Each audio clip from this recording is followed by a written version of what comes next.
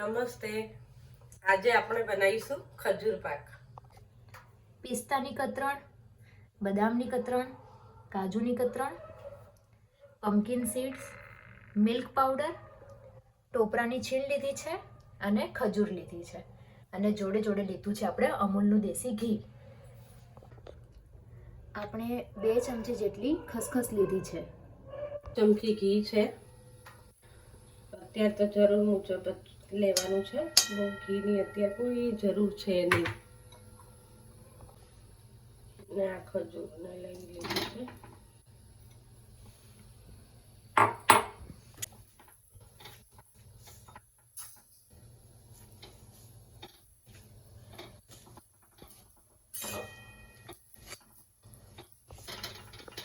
આ ખજૂરને શું કરવાનું છે ઘીમાં?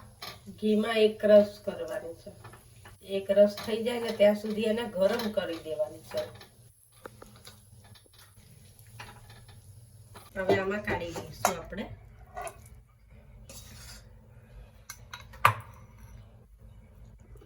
કાઢીને હવે આમાં બદામ નાખીશું. જરૂર મુજબ જ છે બદામ, પણ નાખી દઈએ. ચલો,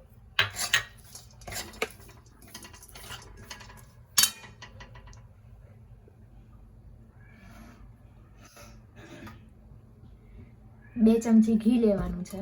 હા,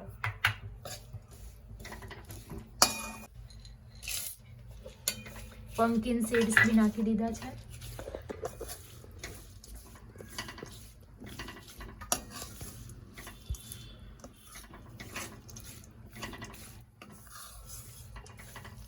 ઘીમાં બરાબર આપણે એને શેકવાના છે. એક બાઉલ. 1 બાઉલ કાજુ, પિસ્તાની કતરણ છે. પિસ્તા જરૂર મુજબ જ નાખ્યા છે મેં પિસ્તા. ટોપરાની છીણ,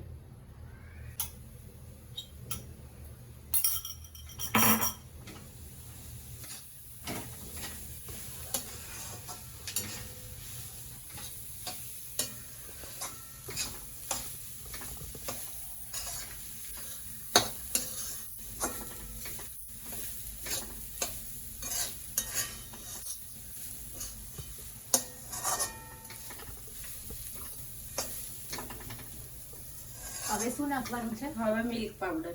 મિલ્ક પાવડર નાખ્યો. મિલ્ક પાવડર જરૂર મુજબ જ નાખવાનું, અને ના જરૂર હોય તો તમે ના પણ નાખી શકો.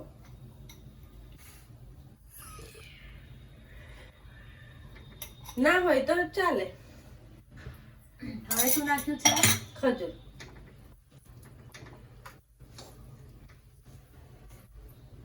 આ બધું મિક્સ કરી દેવાનું. હવે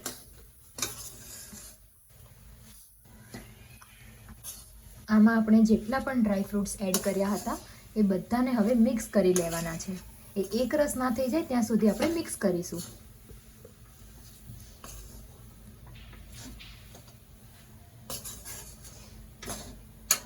જરૂર મુજબ નાખી દેવાનું ઘી.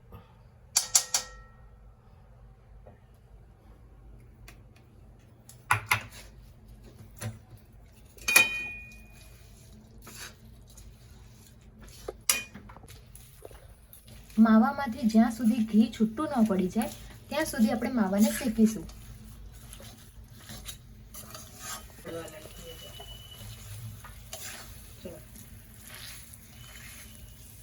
આપણું સરસ ખજૂર પાક. આ શિયાળાનું એક વસાણું કહેવાય, પણ ખજૂર ગરમ પણ કહેવાય.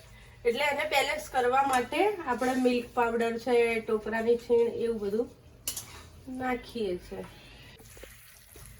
માવામાંથી ઘી છૂટું પડવા લાગ્યું છે અને આપણે આ માવાને સતત હલાવતા રહેવાનું છે. એનું કારણ એ છે કે આપણે સતત એને હલાવીશું નહીં તો એ આ તાંસળામાં ચોંટી શકે છે, જેના કારણે આપણું માવું બળી શકે છે. એટલે આપણે એને સતત હલાવતા રહીશું. હવે આ પ્લેટમાં કાઢી લઈશું આપણે.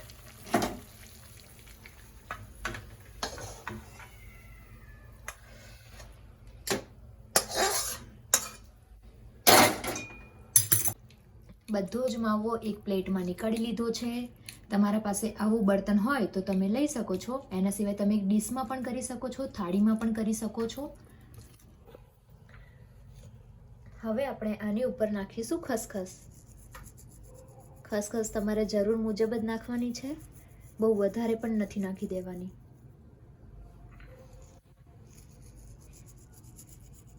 બધી સાઈડ ખસખસ પથરાઈ જાય બસ એ રીતના તમારે ખસખસ લેવાની છે.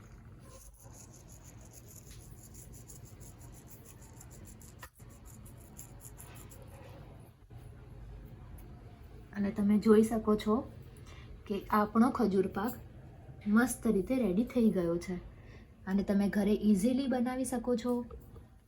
ઘી પણ આપણું છૂટું પડવા લાગ્યું છે. અને આને હવે આપણે 1 થી 1.5 કલાક માટે સેટ થવા મૂકી દઈશું. અને એને બહાર જ રાખવાનું છે, ફ્રીજમાં કે ક્યાંય મૂકવાનું નથી. એ એની જાતે ઠંડુ પડશે.